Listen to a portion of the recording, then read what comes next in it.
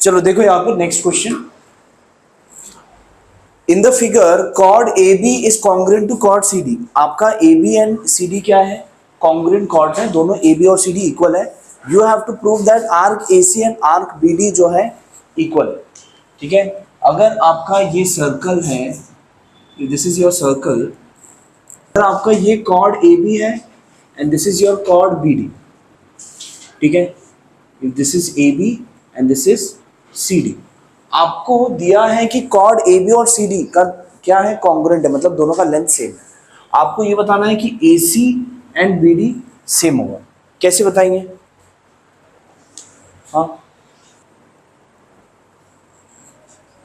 Corresponding arcs of congruent chords of a circle are congruent किया था हमने, theorem किया था ना, तुम थे तभी? नहीं थे। Corresponding arcs of congruent chords of a circle are congruent, इस वजह से आपका arc A B and arc C D congruent होगा। अब arc A B and arc C D congruent हुआ, तो therefore measure of arc A B will be equal to measure of arc C D. ठीक है, now measure of arc A B को मैं A C plus measure of arc A C plus measure of arc C B लिख सकता हूँ, and measure of arc C D को मैं C B plus C D लिख सकता हूँ। दोनों में क्या होगा, सी बी आपका क्या होगा, कॉमन हो जाएगा, राइट? ठीक है, देखो यहां पर how do we prove this. यहां पर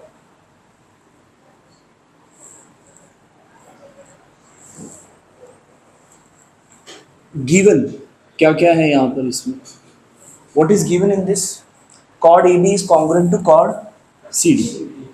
कॉर्ड ए बी आपका कॉर्ड सी डी से कॉन्ग्रुएंट है, ठीक है, that's what is given.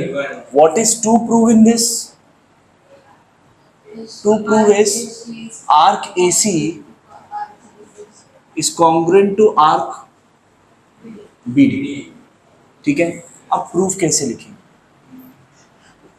How you will write the proof. देखो प्रूफ ये होगा, पहले तो अगर कॉर्ड ए बी कॉन्ग्रुएंट है कॉर्ड सी डी से, this part is given, so therefore arc A B is congruent to arc CD. Reason? Corresponding arcs of a congruent circles are congruent. Corresponding arcs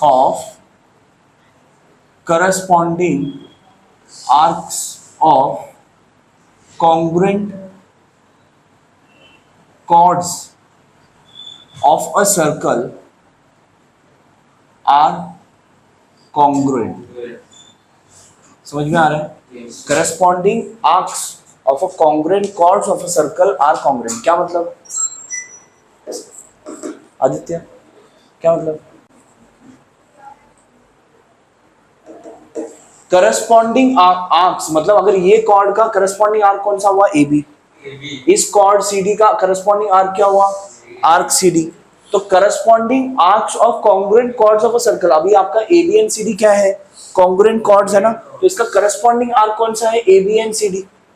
अगर ये दोनों congruent है तो इसके जो corresponding arc है वो भी कॉन्ग्रुएंट है। सिंपल है। स्टेटमेंट क्या है, यहाँ पे देख के बोलो, यहाँ पे देख के बोलो स्टेटमेंट। हाँ ऊपर देख के बोलो। Corresponding arcs of congruent circle are congruent. Statement बोलो यहाँ पे देखकर। Corresponding arcs of a congruent arc of a circle is congruent. बोलो।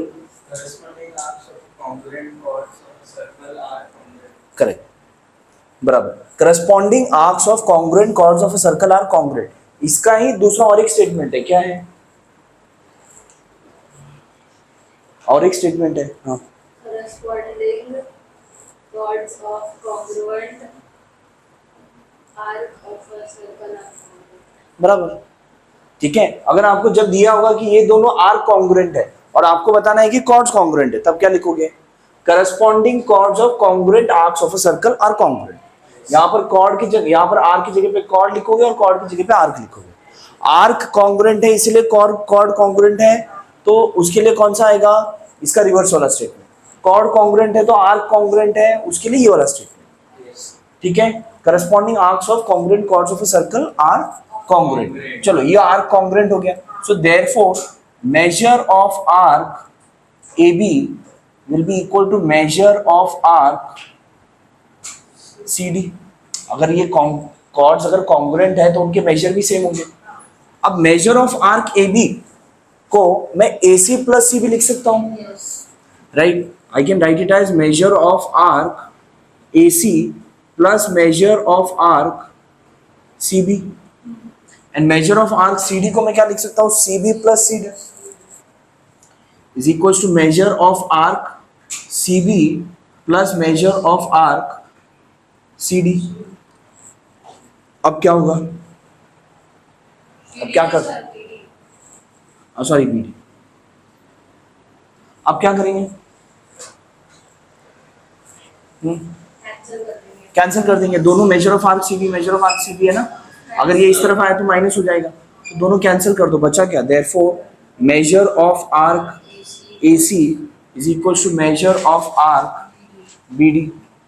अगर इन दोनों आर्क का मेजर सेम है तो मतलब दोनों आर्क कॉन्ग्रुएंट भी होंगे, therefore arc A C is congruent to arc B D. समझ में आ रहा है? हाँ, इजी है, yes sir, बहुत छोटा सा है लेकिन फिर भी आएगा आपको 2 मार्क के लिए। यहाँ पर आपका स्टेप्स देखा जाएगा, ये अगर आपने प्रॉपर लिखा इसके लिए आधा मार्क मिल जाएगा, गिवन टू प्रूफ के लिए आधा मार्क मिल जाएगा, और बाकी डायग्राम वगैरह उसके, ठीक है? डायग्राम बनाने की जरूरत नहीं है सर, डायग्राम जरूरत नहीं, ठीक है? Inscribed angle theorem. अब एक्चुअली थ्योरम है क्या, पहले मैं आपको ऊपर ऊपर से बता देता हूँ, what does the theorem state. ठीक है, आपका थ्योरम ये है कि मतलब अगर ये सर्कल है, ठीक है, दिस इज द सर्कल और ये सेंटर, सेंटर की जरूरत नहीं है, अगर मैंने कहीं पर भी ऐसे एक एंगल बनाया, ठीक है, यहां पर मैंने क्या बनाया, एंगल बनाया, तो इस आर्क का जो मेजर होगा ना, यहाँ पर इस आर्क का मेजर जो होता है वो एक्चुअली इसका सेंट्रल एंगल जितना होता है वही उसका आर्क का मेजर होता है। यस और no, measure of that arc is equal to the central angle. तो होता क्या है कि अगर ये एंगल x होगा तो ये एंगल 2x होगा हमेशा, कोई भी कहीं पर भी बनाओ, कोई भी सर्कल लिया यहाँ पे, ऐसे ये सर्कल लिया मैंने, यहाँ पर ये ऐसे एंगल बनाया और यहाँ पे सेंटर लिया और सेंटर से ऐसे एंगल बनाया, तो होगा क्या, अगर समझ लो ये इनकेस 40 डिग्री है तो ये कंफर्म 80 डिग्री होगा। समझ में आ रहा है? दिस इज व्हाट, यही आपको प्रूव करना है कि हमेशा डबल होता है, central angle is always double of the inscribed angle. अब देखो how you will prove it. The measure of an inscribed angle is half the measure of the arc intercepted by it. अब और एक चीज आपको पहले समझना होगा कि what is inscribed angle. अब if I say this is A, B, C, O, D, यहां पर angle ACB is inscribed in the arc ACB. समझ में आ रहा है? yes, लाइन में बैठो तीनों, बैग उधर रखो,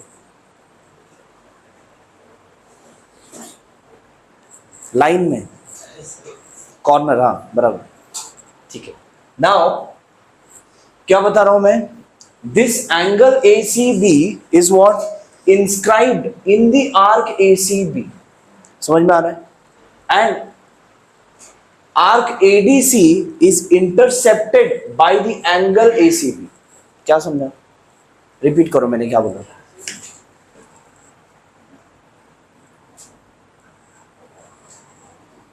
angle ACB is हाँ, is inscribed inscribed by angle ACB. हाँ, angle ACB is inscribed by the angle ACB। हाँ, arc ACB, angle ACB is inscribed in the arc ACB। हाँ, and arc ADB is intercepted by the angle ACB। समझ में आ रहा है फर्क? अगर एंगल है ऐसे और यहाँ पर सर्कल है तो ये this angle is inscribed in this arc, and ये एंगल इस आर्क को इंटरसेप्ट कर रहा है. This arc is intercepted by the angle this. समझ में आ रहा है? अगर मैंने यहां पर ऐसे सर्कल बनाया and the angle is like this, अब बताओ क्या कौन सा एंगल किस आर्क को इंटरसेप्ट कर रहा है या इंस्क्राइब कर रहा है? हाँ, Angle ABC is inscribed to arc ABC. In the arc ABC, ठीक है, and angle ABC intercepts the arc. ABC. समझ में आ रहा है? इंस्क्राइब एंड, समझ में आ रहा है कि नहीं? तो इसका मतलब क्या है?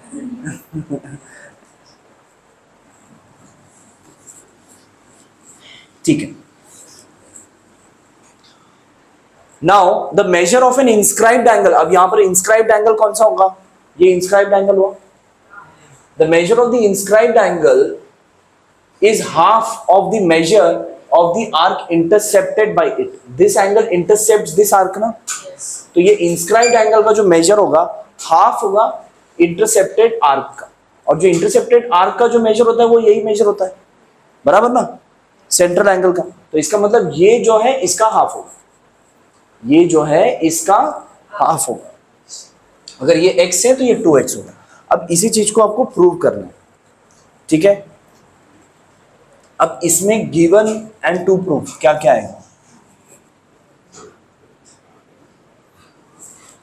इफ आई से this ABC, angle ACB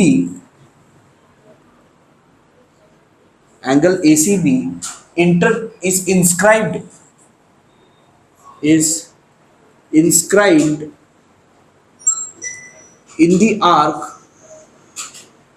in the arc ACB, right? Yes, sir. हाँ,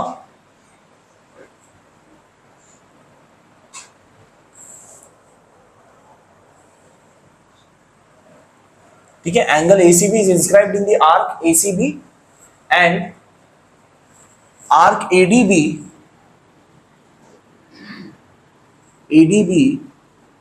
is intercepted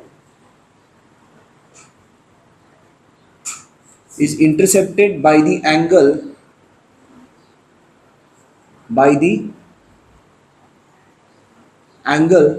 ACB. ठीक है. आपका जो आर्क ADB है is intercepted by the angle ACB. What is to prove in this? आपको प्रूव क्या करना है? You have to prove that angle ACB is half of measure of arc ADB. Measure of arc ADB. ये आपको prove करना है, ठीक है. Yes or no? The measure of the inscribed angle is half of the measure of the arc intercepted by it. Arc intercepted by it. It कौन? वही angle. तो arc intercepted आपका ADB है ना, तो angle ACB is half of measure of arc ADB. समझ में आ रहा है? Yes, sir. ओके. नाउ इसमें प्रूफ 3 केसेस आए. There will be total 3 cases. Case 1,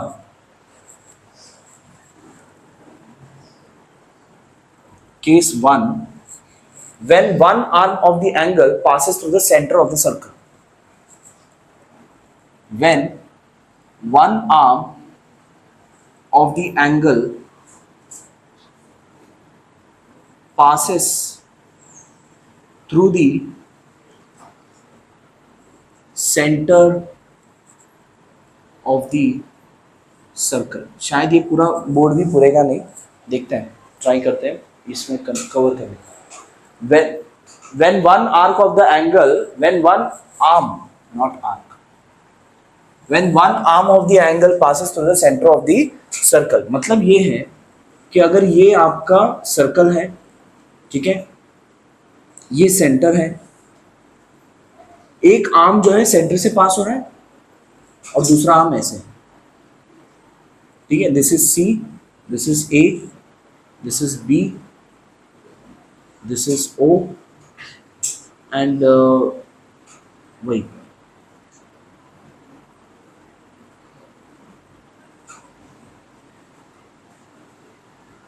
ठीक है आपका, ठीक है, one arm of the angle passes through the centre of the circle, case one में एक तो वो सेंटर से पास होगा तब। अब इसमें क्या होगा देखो, एंगल, अब ये देखो ये जो है ना इस ट्राइंगल में ये एक्सटीरियर एंगल है, एक्सटीरियर एंगल का थ्योरम तुम लोग ने पढ़ा है ना, क्या है पता है तुम लोगों को एक्सटीरियर एंगल का theorem? Exterior angle is equal to sum of the remote interior angles, पता है या नहीं?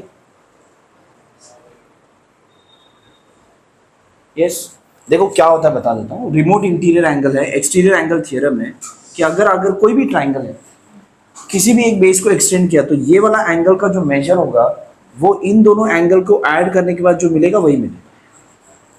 ऐसे क्यों? बिकॉज इन दोनों का सम 180 है ना, और इन तीनों का सम 180 होता है, तो इन दोनों का जो सम होगा वो इसका ही सम होगा ना।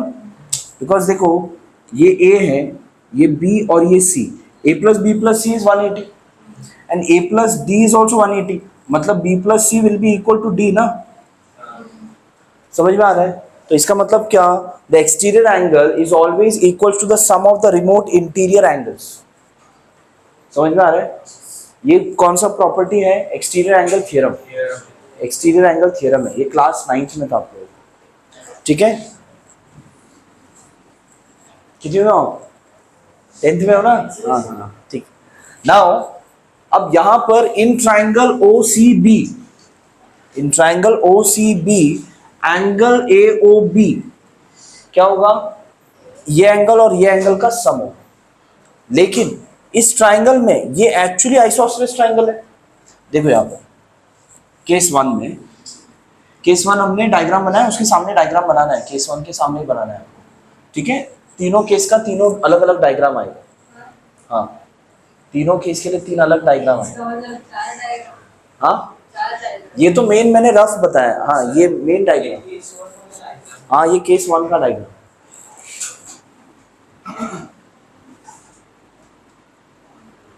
केस वन का डायग्राम,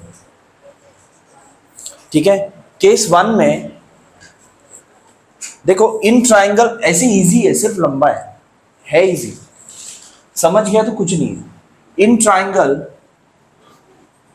ओ सी बी, ठीक है, in triangle O C B, O C and O B same है, बराबर? Reason radii of same circle, radii of same circle, right? Radii of same circle है, OC is equals to OB। उसके बाद what I have, so therefore angle OCB equals angle OBC, yes और no? Angle OBC isosceles triangle हुआ ना, अगर ये isosceles triangle हुआ तो ये दोनों एंगल इक्वल होगा। What is the reason? Isosceles triangle theorem. Correct,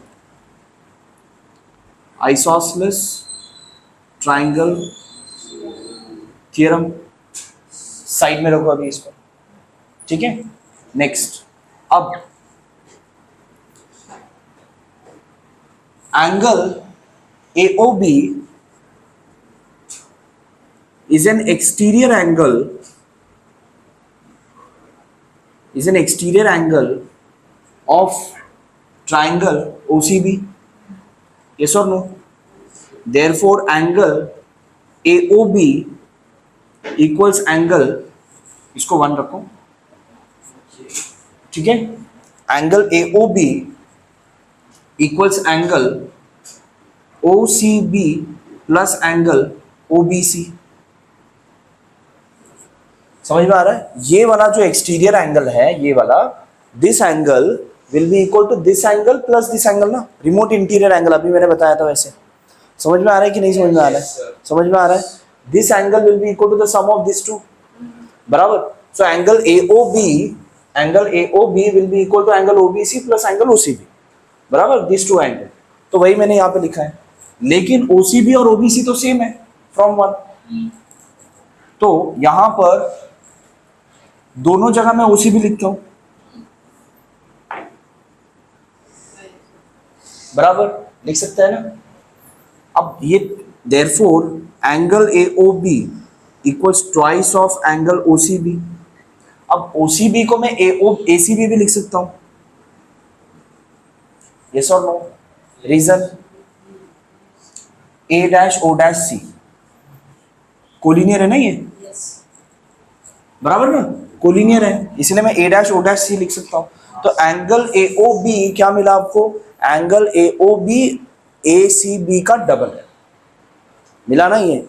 लेकिन major of arc AB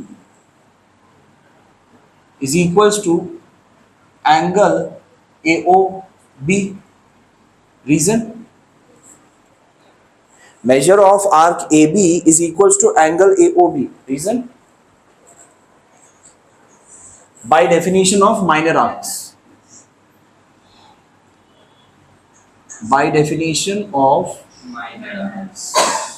minor arcs.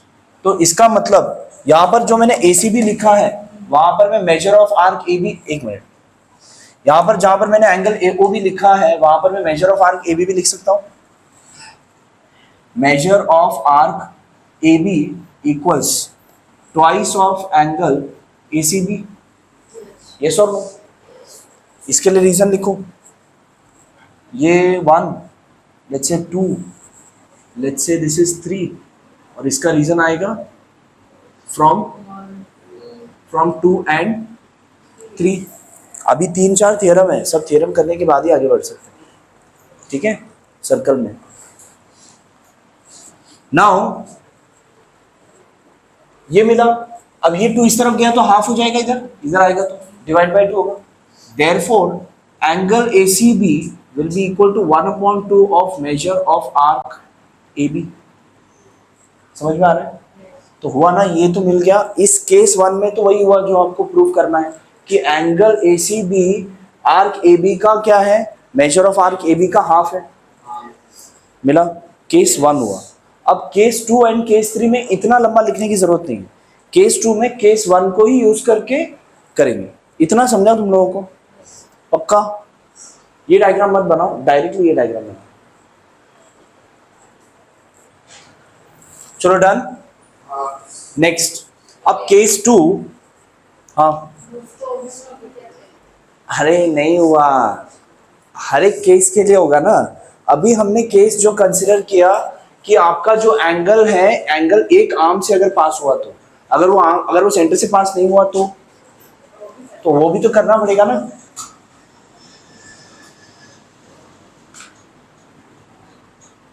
When the center of the circle is inside the angle. Second case क्या है? When the center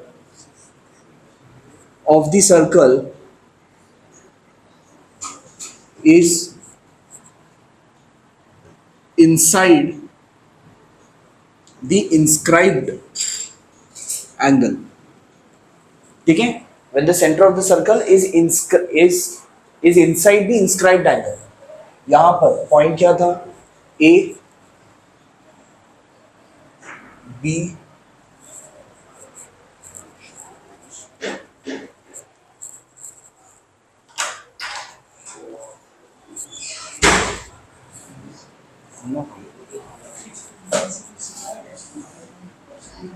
ABC, यहां पर O. ठीक है? अब यहां पर आपका जो एंगल है, सेंटर कहां पर है? एंगल के आर्म के ऊपर नहीं है, अंदर है, इनसाइड है. तो अब इस केस में भी आपको ये प्रूव करना है कि ये वाला एंगल इस आर्क का हाफ है. Major of that arc is half of this. अब यहां पर क्या आएगा? थोड़ा सा कंस्ट्रक्शन आएगा. produce CO to join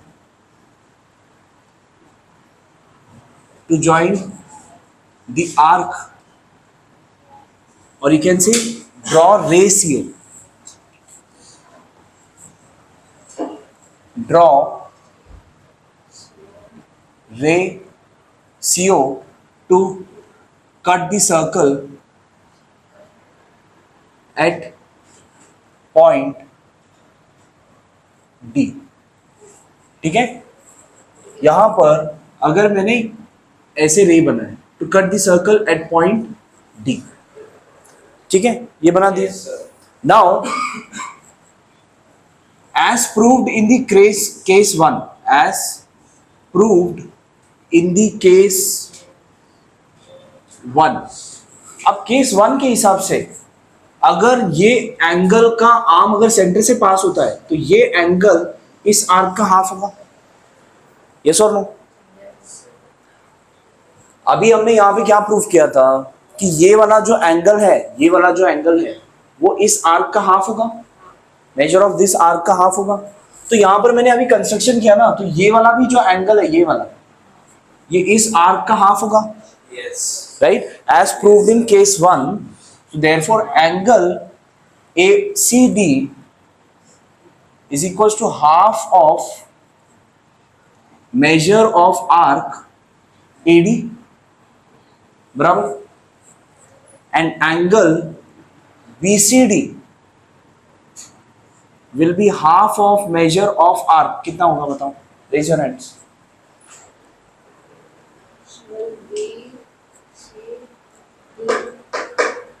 Raise your hands if you know. बोलो. RPD. आर्क BD बराबर ना? हाँ सर. अभी तक कितना नंबरिंग हो गया? 1 2, उसको 3 हो गया ना, और इसको भी 5 देना होगा लास्ट में. यहाँ पर जो था 4. हाँ, लेट्स से दिस एज 4, और इसको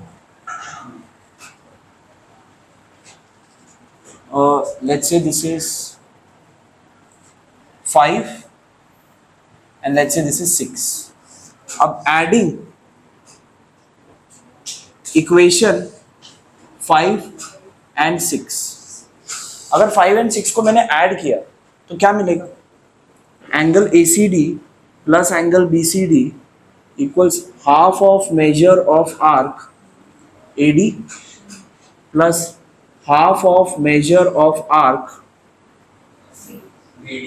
BD, बराबर ना? Yes sir. अब this plus this angle ACD plus angle BCD is equals to what? Angle ACB. AC angle ACB होगा. हाँ सर. एंड इन दोनों में अगर हाफ कॉमन लिया तो यहाँ पर बचेगा major of arc AD plus measure of arc BD. यहां पर हमने एंगल एडिशन किया ना, तो यहां पे लिखो एंगल एडिशन पोस्टुलेट या angle addition property. Angle addition postulate या फिर प्रॉपर्टी, दोनों में से कोई भी चलेगा. पोस्टुलेट लिखा तो थोड़ा और ऊपर वाला लैंग्वेज, ठीक है, पोस्टुलेट लिखो. नाउ ये therefore angle ACB equals half of, अब measure of arc AD plus measure of arc BD कितना होगा? Aditya, measure of arc AD plus measure of arc BD कितना होगा? Measure of arc AD. AB,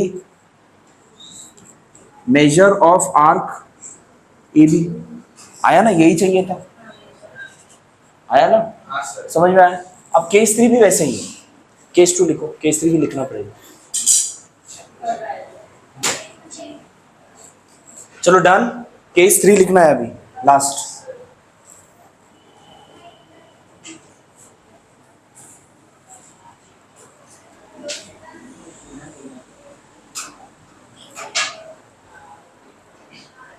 case 3 में क्या होगा?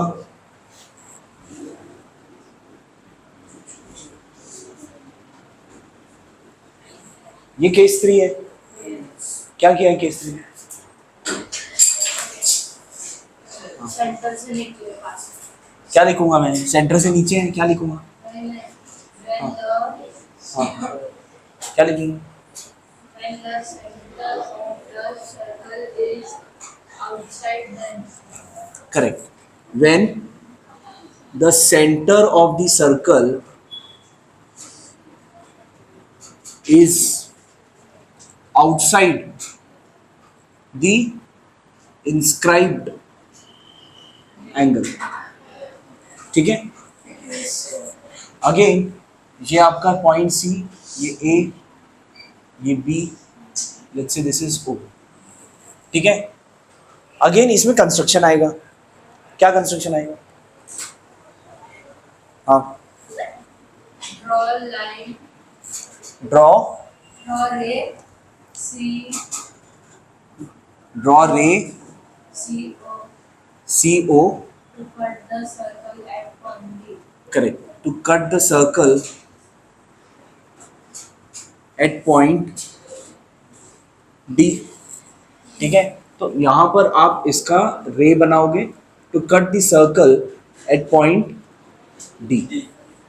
Right. Yes. Now, as proved in case 1, as proved in case, किसका आवाज है? Yes. क्या दिक्कत है? हाँ, क्या दिक्कत क्या है? तुमको पीछे बैठो, जाओ. इधर क्यों आए तुम?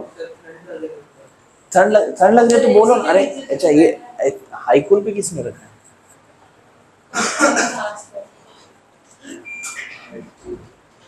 बोलो ना, क्या ठंडी लग रहा है तो बोलो.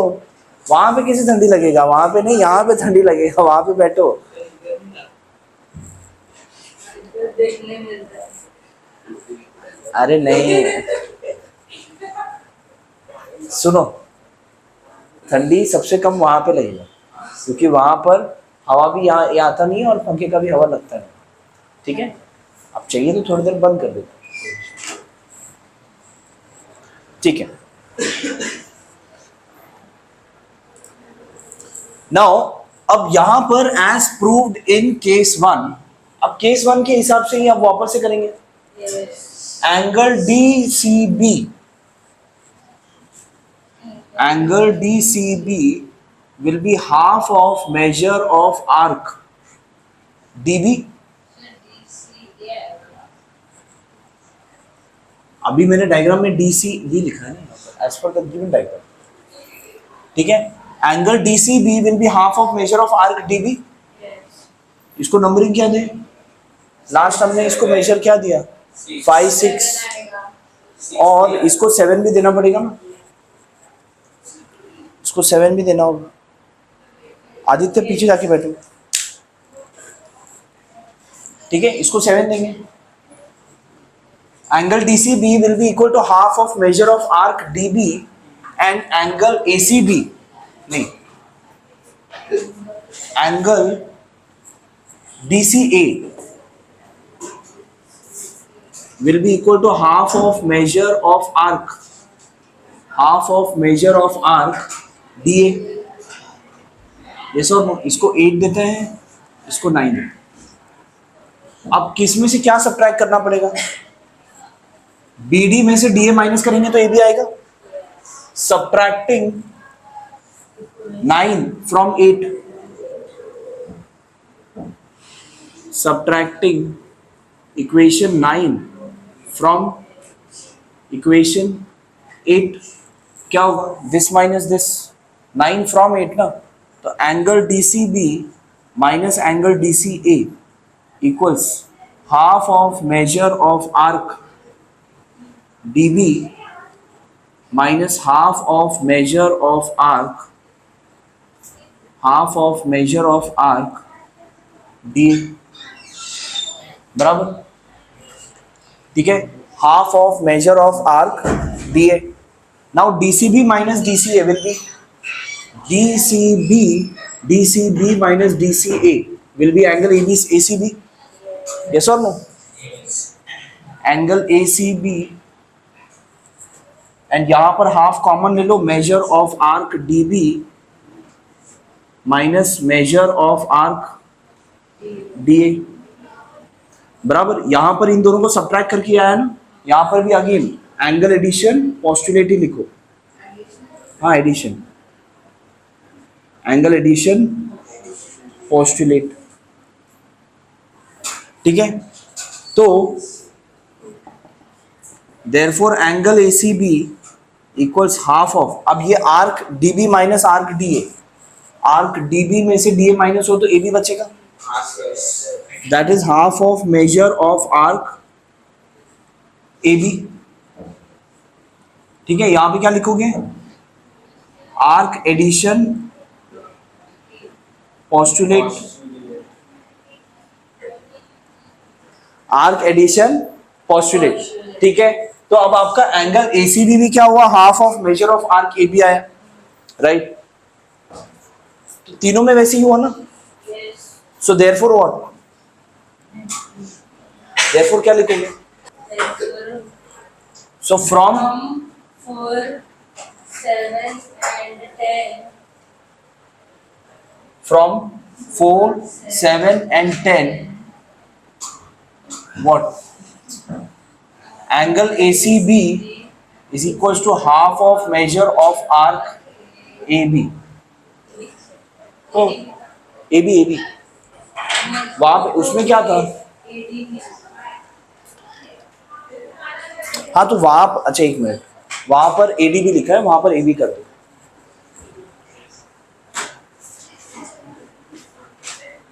Half of major of arc AB hence prove, clear. अब देखो क्या था कि तीनों केस में वो एंगल उसके ऊपर हो, नीचे हो या सेंटर में हो, तीनों केस में सेम ही आएगा कि आपका हमेशा ये वाला एंगल इसका हाफ होता है। So this is what the angle inscribed angle theorem states. समझा?